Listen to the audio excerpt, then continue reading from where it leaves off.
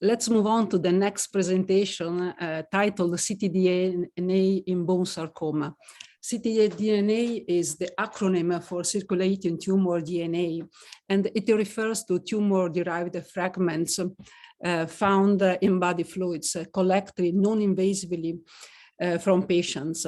Liquid biopsy is the broader term that is used to describe all those technologies that allow tumor detection by making feasible to identify, quantify, and profile tumor-derived material from blood and other body fluids. ctDNA assays are increasingly valuable in clinical oncology practice. However, application of these assays to the rare cancer, such as pediatric and adult sarcomas, is still challenging for several different reasons. So it was a pleasure to introduce Dr. Eleni Tomazou from the Medical University of Wien, will share with us the current status of this stimulated topic. Please, Dr. Tomazou, the floor is yours.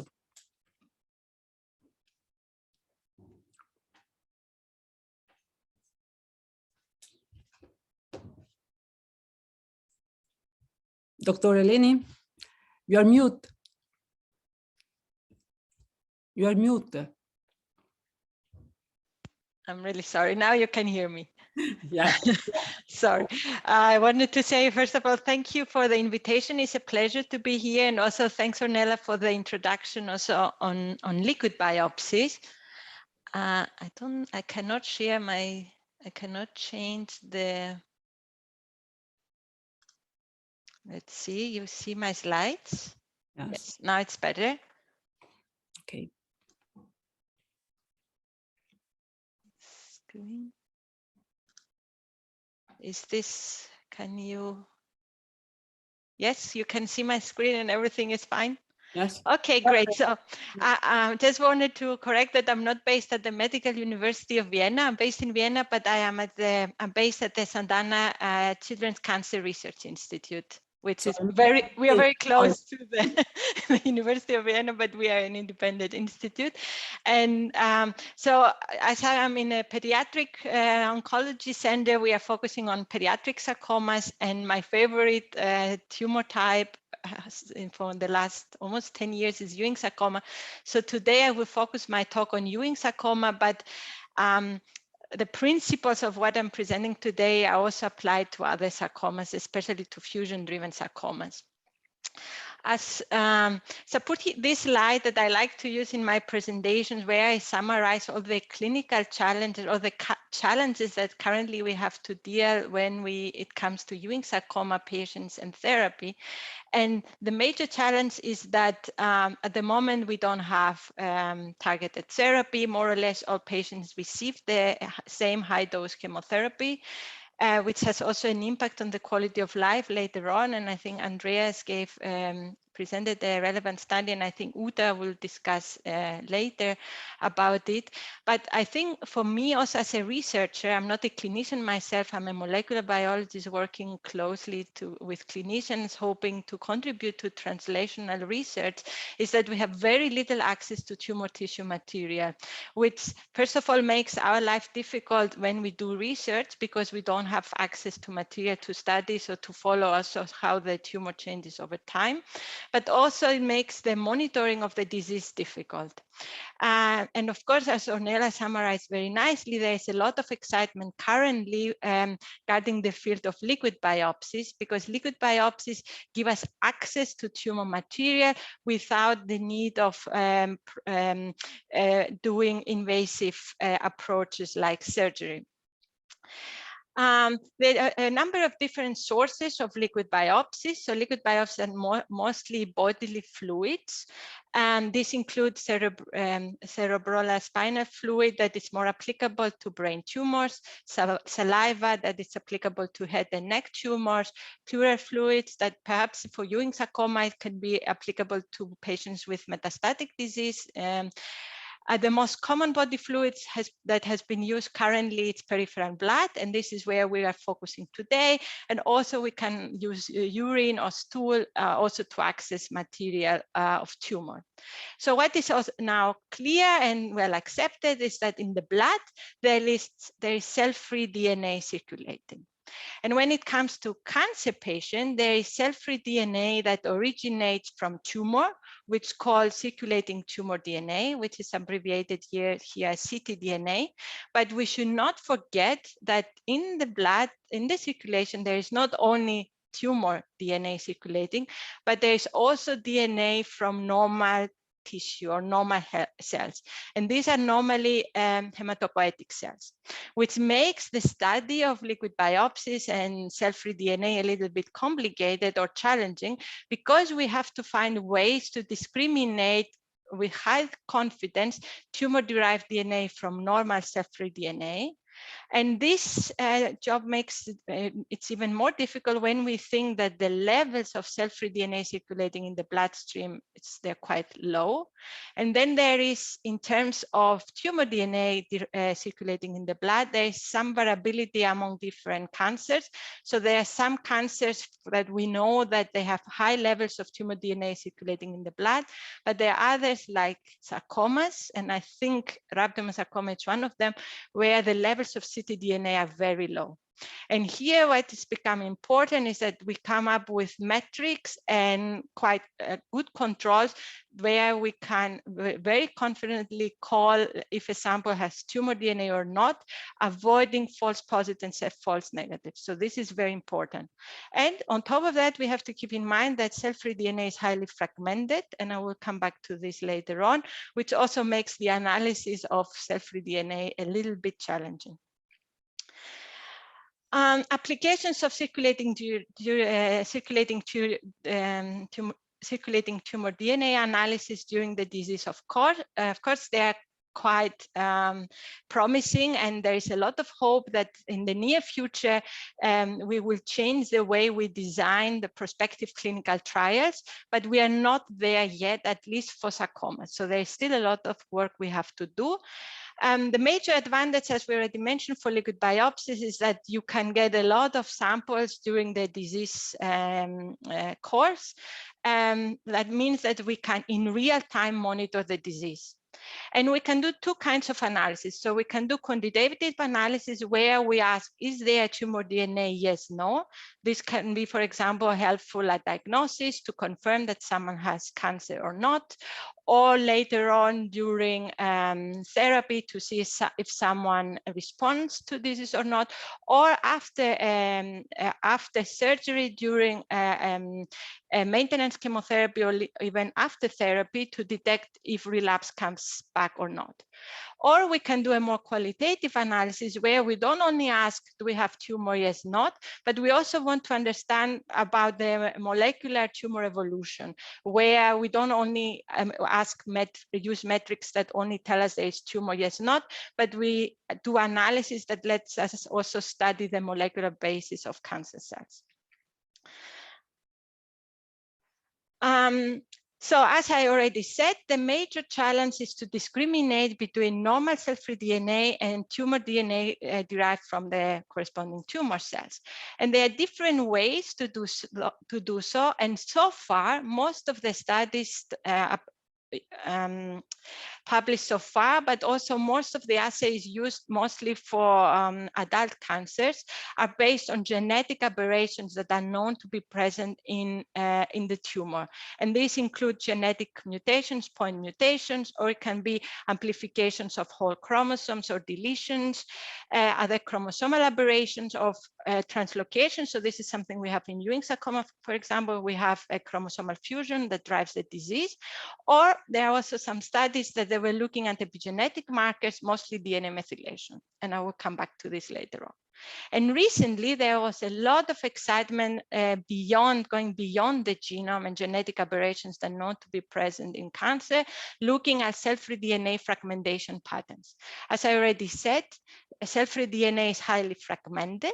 And now what is known is that the fragmentation patterns of tumor DNA differs from the fragmentation patterns of cell-free DNA originating from healthy tissue. So as you can see here, the average size of cell-free DNA originating from healthy tissue is about 167 base pairs, whereas the overall size of cell-free DNA originating from tumor cells tends to be shorter. So this is also a new metric now that has been used extensively during the last few years to study tumor-derived DNA. And this is a metric that we have also used and tested for Ewing sarcoma, and I will discuss in details later on. So going now to Ewing sarcoma. So as you can see here, there are a number of different metrics that we could use to study tumor DNA. And depending on the tumor and on the question, then you can choose what it fits best to use. And for Ewing sarcoma, we have to keep in mind that it's a disease, it's a very genetically homogeneous disease. So we have very few recurrent mutations. So study mutations, using mutations to study tumor-derived DNA from Ewing cells, it doesn't make a lot of sense because we don't have a lot of mutations.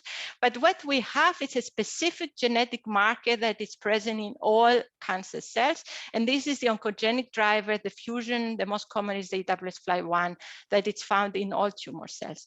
And there was a study published recently led by Markus Metzler and Manuela Crumbles, and also UDA is involved in this. So it's the EFAC study. I'm pretty sure you have heard about this before, that aim to monitor, to detect tumor-derived DNA in Ewing sarcoma patients based on the genetic sequence of the AWS-FLI1 fusion oncogene. And as you can see here, they have analyzed material from over 100 patients, and it was a very nicely designed study using longitudinal collected samples during induction chemotherapy. And to detect the AWS-FLI1 fusion protein, they have done digital droplet PCR using primers that are specific for the fusion breakpoint. And then they try to associate the levels of tumor DNA in the blood with a number of different clinical metrics. And what they have found is that pre-treatment levels of cell-free DNA nicely correlate with the disease outcome and also with the size of the tumor.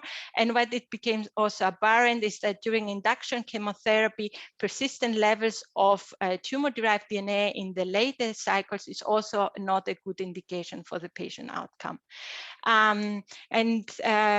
So then based on the study, it has become clear that measuring and quantifying tumor-derived DNA in patients with Ewing sarcoma has a predictive and prognostic value, and it has high correlation with clinical risk factors, and it provides a dynamic, non-invasive biomarker for monitoring relapse. And I have to say that Markus and Uda, they were the first in the field to study liquid biopsies analysis in Ewing sarcoma, and this study also motivated us to go on into this field and try to do a complementary study, hoping to learn a little bit more about the disease and also increase the sensitivity of cell-free DNA assays. So this assay is great and it works. And also I was very happy to see that also in Graz, they're also doing this. I've also discussed with Mark Seidel in the past about it. But one of the limitations of this study is that it is based only on one single measurement, which is presence or absence of fusion breakpoint in the blood. which means that we don't learn anything else about the tumor. So we don't know, let's say, if you want to do a more qualitative analysis and study how the tumor changes over time, you would not get any additional information. And also it depends a lot in prior knowledge of the fusion breakpoint. So I know, for example, that in case of this study, they had first to analyze tumor material to identify the patient-specific breakpoint, and then they had to design a patient-specific assay. We reasoned that perhaps we could improve a little this assay better, or even do a complementary study, because I think looking at the breakpoint, it also has its advantages, and it's also a very good assay. But we thought perhaps we can run a complementary study together with Marcus and Uta, focusing now on the Ewing sarcoma specific epigenetic signature. So although Ewing sarcoma has not a lot of genetic aberrations, what we and others have shown in the past is that it has a unique epigenetic signature, that it's so unique, as you can see here, that if we didn't have the fusion breakpoint to diagnose the disease, we could confidentially diagnose if someone has Ewing sarcoma or another type of cancer based on its specific epigenetic signature. And we have also shown in the past that this epigenetic signature of Ewing sarcoma tumor cells could be also associated with clinical outcome. That's a very brief introduction what I mean about with the term epigenetics. So we have to think that every single cell in our body has exactly the same genome. And in our body, we have over 200 cell types that they have exactly the same genome, but they don't do all the same function. So the epigenome defines or dictates the function of each of these different cell types we have in our bodies. So the epigenome fine-tunes the expression of about 21,000 genes in cells. And what I have to keep in mind is that each cell type has a unique epigenetic signature. And if you see, let's say, if you use this landscape, Huntington landscape, as we go from less differentiated to more differentiated cells, they become more differentiated and their epigenetic state changes. And when a cell becomes malignant, it's pushed outside of this Huntington landscape, and its epigenetic signature, it's reprogrammed, and then it acquires its unique epigenetic signature, which is also the case for Ewing sarcoma cells. And now we have all the technology to study epigenetic modification, which includes DNA methylation, histone modifications, nucleosome positioning, etc. So what is exciting now is that we can use cell-free DNA to study the epigenetic state of tumor cells. And here I took this figure from a recent review article published in the Journal of Science, where it shows like we have cell-free DNA that originates from different cell types. So we have a cancer cell and we have an immune cell, let's say, and each of these cell types has a unique epigenetic profile. And when the DNA from each of these cells is released into the blood, it gets fragmented where there is no protein to protect the DNA. So what we can see here is that the fragmentation patterns of DNA originating from the regions in the genome that have open chromatin differ from regions of the genome that have closed chromatin. So we can infer by doing some whole genome sequencing analysis and some bioinformatic analysis on top, we can infer which region of the genome has open chromatin and which have closed. So now we know the regions of the genome that are uniquely open, epigenetically open in Ewing cells. So we can start inferring the epigenetic state of Ewing sarcoma cells and then start quantifying tumor-derived DNA. And here I just have another diagram to explain this a little bit more in details. I understand this is a little bit of a complex field. So you have cell-free DNA originating from immune cells and from cancer cells. They're released in the bloodstream. Nucleases, they will go on and cut the DNA where it's free, where it's not protected from nucleosomes or other proteins and transcription factors.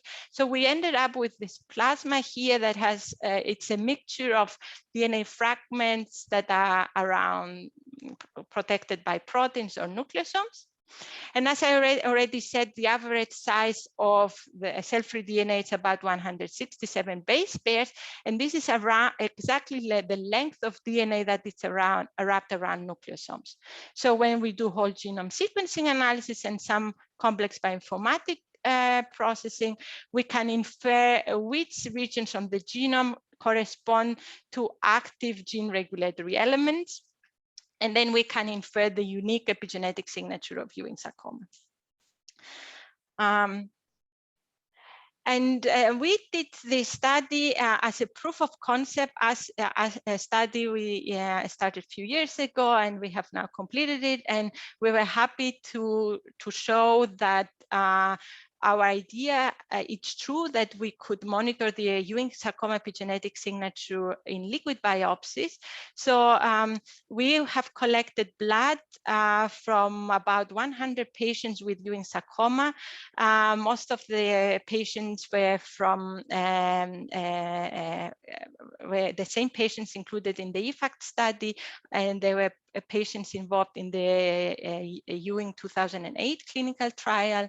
And we have performed whole genome sequencing analysis. And then we did some, as I said, we developed novel bioinformatic tools, and we have done combined with machine learning.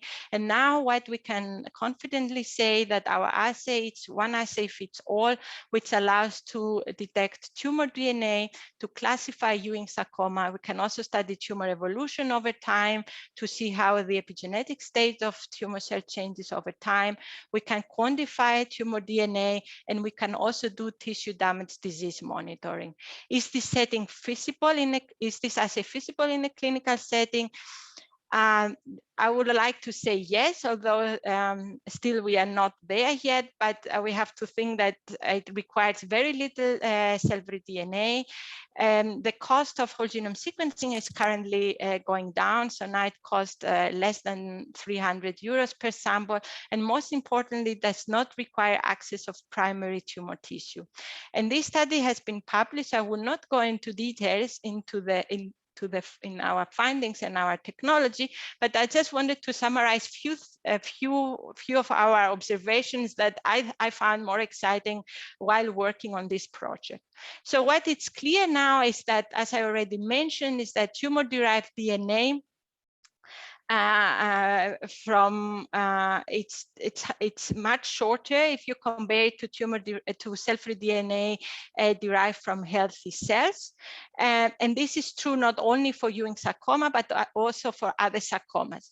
So that means that we have a pan-cancer marker that applies to all sarcoma to call for presence of tumor-derived DNA in the bloodstream, and this is a global size distribution of cell-free DNA fragments.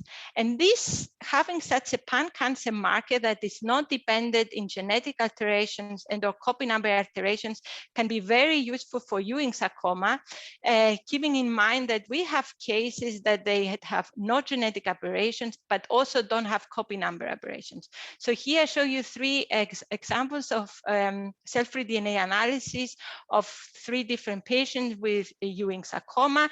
And based on Marcus's analysis, looking at the fusion breakpoint, we could confidently call presence of tumor DNA. As you can see here, this sample has almost 100% of the cell-free DNA comes from tumor. But when we look at the copy number aberration, it seems that this patient has not a single copy number aberration. So its genome looks very normal. So if we are doing whole genome sequencing on cell-free DNA and only looking at copy number aberrations, we would have called this sample as tumor-free, which is not the case. But interestingly, if you look at the fragment size distribution of this sample, you see that it fully agrees with the levels we get based on the digital droplet PCR for the fusion. So this highlights the usefulness of doing fragmentation-based analysis of cell-free DNA in tumors like Ewing sarcoma, where genetic aberrations are quite low. So just very briefly on how we measure the Ewing sarcoma epigenetic signature, we have developed a tool, a bioinformatics tool that we call Licorice, where we know which are the regions that are open only in Ewing sarcoma, and we take the aggregate, coverage aggregate of these regions, and we come up with this deep here. And the deeper the deep, the more tumor-derived DNA we have. And we could, by quantifying the depth of this deep, we could also say what's the amount of tumor DNA that is circulating in the blood. And it works quite well. And when we try to correlate the tumor-derived levels, we calculate based on the epigenetic signature versus the genetic quantification based on the fusion breakpoint from the EFACT study. You see that they very nicely correlate. In the same way we look for the Ewing sarcoma epigenetic signature, we can also ask, what about the hematopoietic specific signature? Because in the blood, there will be also cell-free DNA coming from healthy cells. And as you will expect, the hematopoietic signature should be undecorrelated with the Ewing specific epigenetic signature, as you see here. So the deeper the Ewing sarcoma signature, the weaker the hematopoietic signature is. So let's say if you have a sarcoma type where you don't have a unique epigenetic signature like in Ewing sarcoma, we could use the hematopoietic specific epigenetic signature instead, which I think is also quite exciting because again, it gives us a pan-cancer metric to use. But in our cohort, we had few samples where we couldn't see this anti-correlation between the Ewing signature and the hematopoietic signature, which at the beginning I found a little bit puzzling. So we have here a sample where based on the Ewing specific signature, it has 0% of cell-free DNA, but also it has 0% of cell-free DNA coming from hematopoietic cells, which in theory could not be the case. For some time, we didn't know what to do with these samples. But then when we looked at their blood counts, it seems that these patients at this time points, they had high liver damage due to cytotoxic chemotherapy. So most of these samples they were collected during therapy.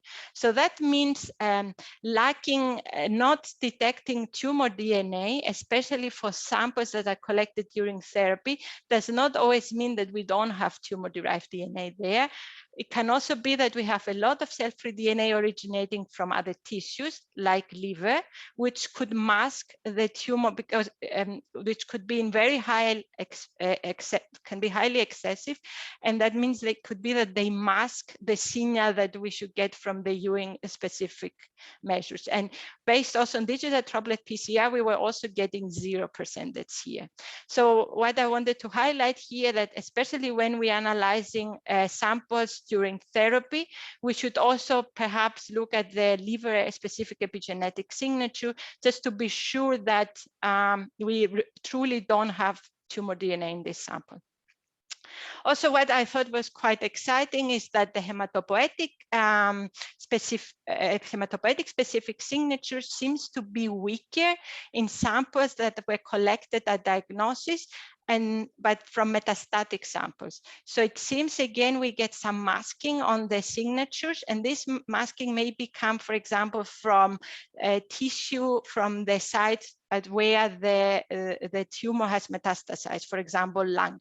So it will be very interesting to see now if in patients that have metastatic disease, if we could also see in the circulation cell-free DNA derived from the metastatic tissue. So this is something we're working on. As I already mentioned, we have done some machine learning combining different metrics to see how confidently we can call a sample as a sample with tumor DNA, yes, no, and it works quite well. So we can very nicely discriminate samples, Ewing sarcoma samples with clinical evidence of presence of tumor compared to healthy controls. And in addition, we can very confidently classify tumors. So we can tell which of our samples comes from Ewing sarcoma patients and which come from other sarcomas that are not Ewing sarcoma. So our assay works nicely also for tumor classification. So now we have an assay that it works with quite high sensitivity, but so far it was more a research project and it was a proof of concept project. But of course, as a next step, we would like to see it being implemented in the clinical practice, especially in in prospective future clinical trials.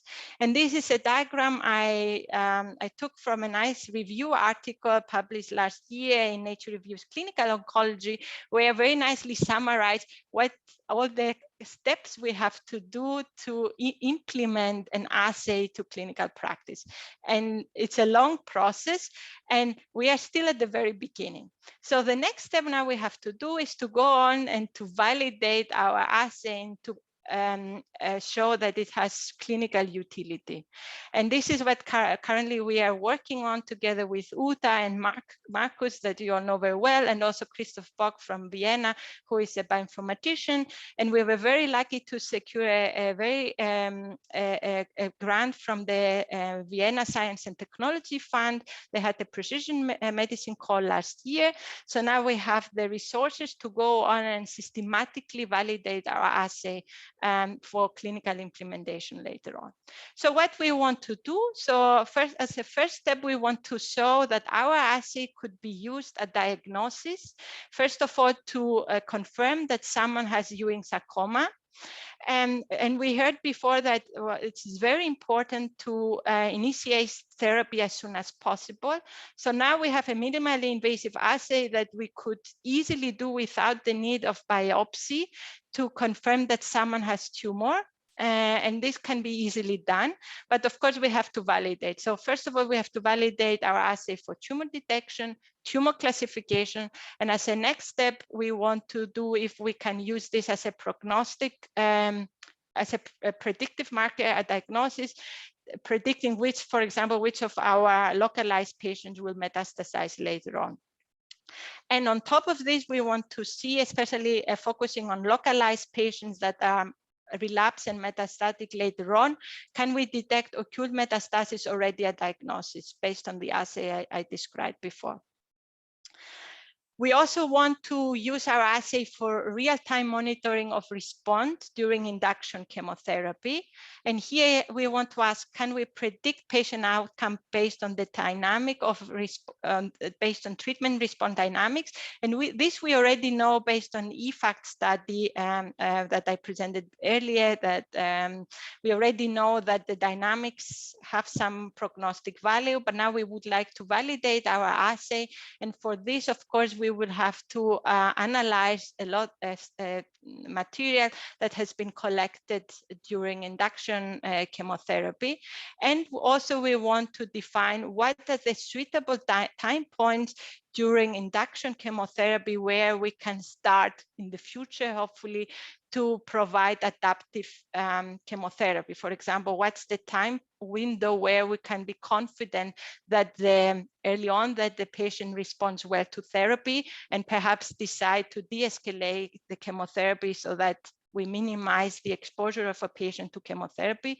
Or if we see very early on during induction chemotherapy that the patient does not respond, do we still want to continue providing the same therapy, or should we already start thinking here of alternative options we have? And of course, this is a big discussion among clinicians, but I just wanted to highlight the possibilities that analyzing systematically liquid biopsies could give us in the future.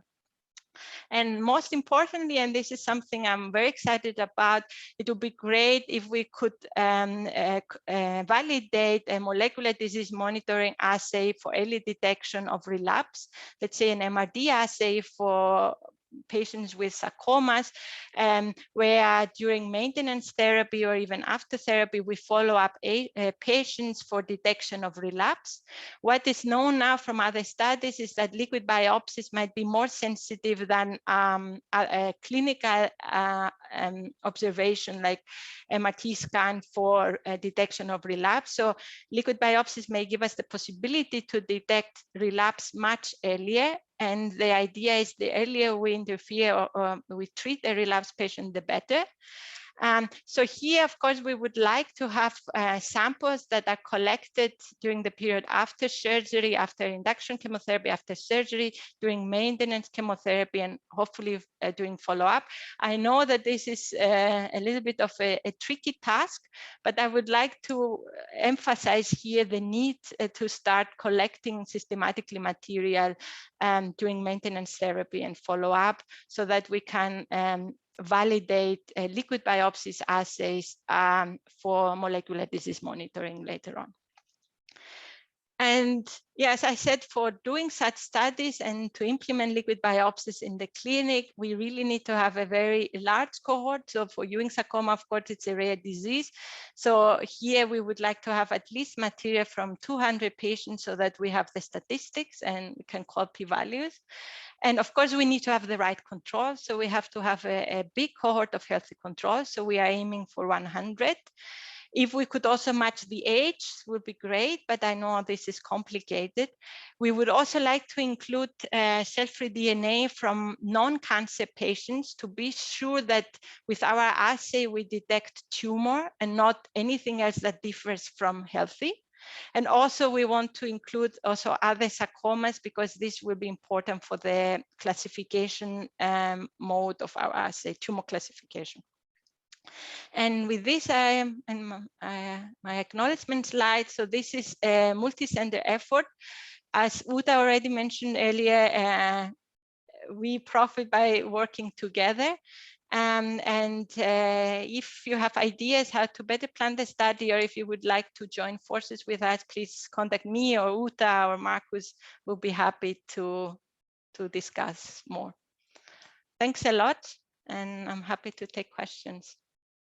Thank you, Eleni, for this stimulating presentation and for your clear explanation. I have to admit, talking about this subject, this topic, is not easy.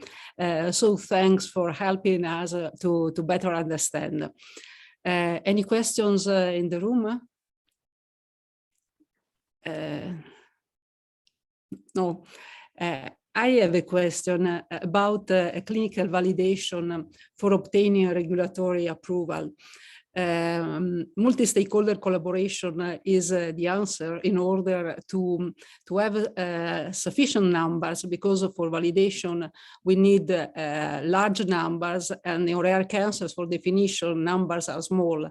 So the answer is in multi-collaborative studies. Is it okay? Is it right?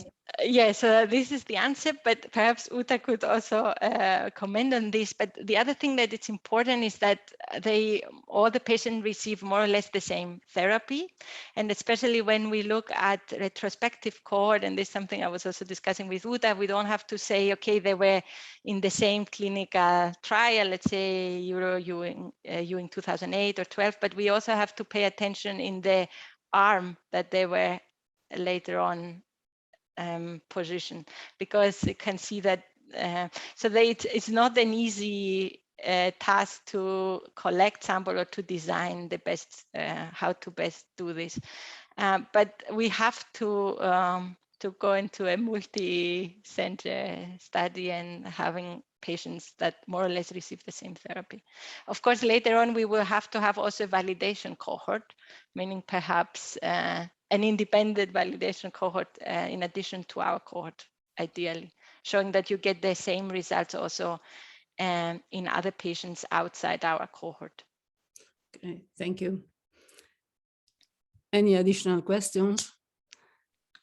Yeah, from my side.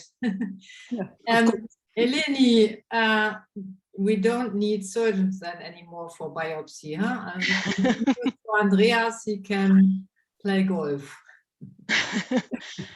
No, I'm not saying we don't need surgeon. We need a surgeon, because of course, what is not clear yet, and this is something we don't know, is are all cells within the tumor release the same amount of cell-free DNA?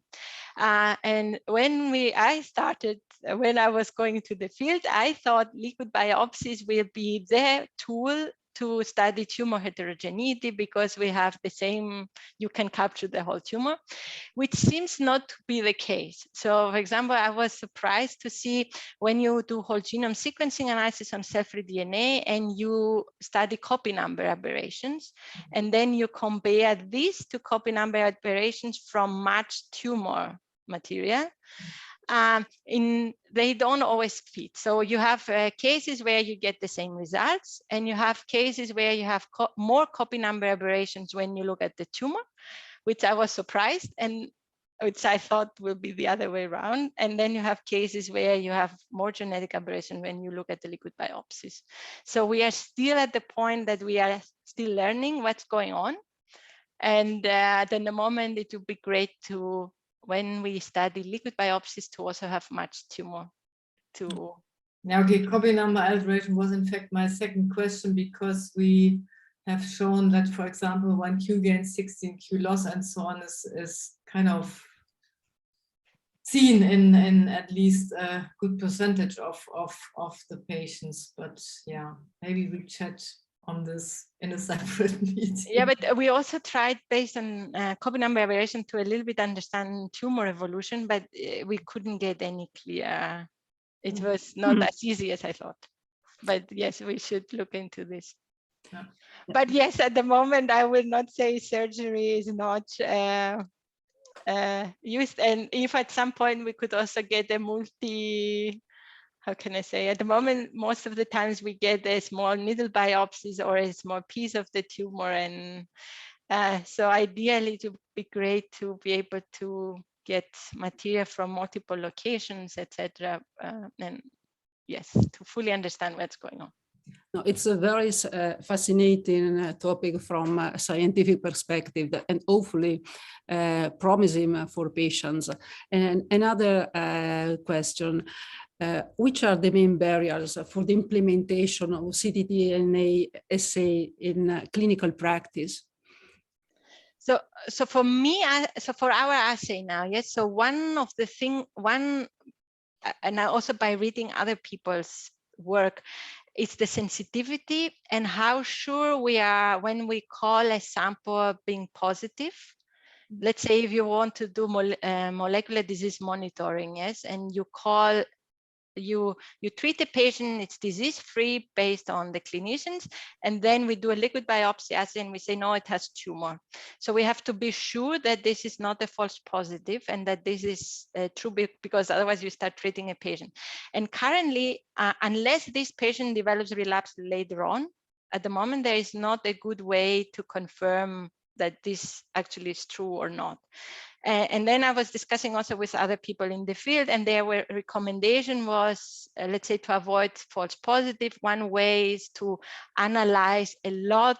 If you call a patient positive and you have no other clinical indication that it's positive, for example, you can, one way to solve or to confirm is to do a lot of samples from the patient, so that to be sure that every time you analyze a sample, it's positive. But still, so for us, for example, before, especially for molecular disease monitoring, before implementing it into the clinic, for time points where we don't have clinical evidence, we have to be 100% sure that this is what we detect is real tumor. And this is why we need also to have a lot of controls. Okay. Okay, thank you. Well, I'm very grateful to our speakers for being with us. And now let's have a coffee break. We come back in 30 minutes.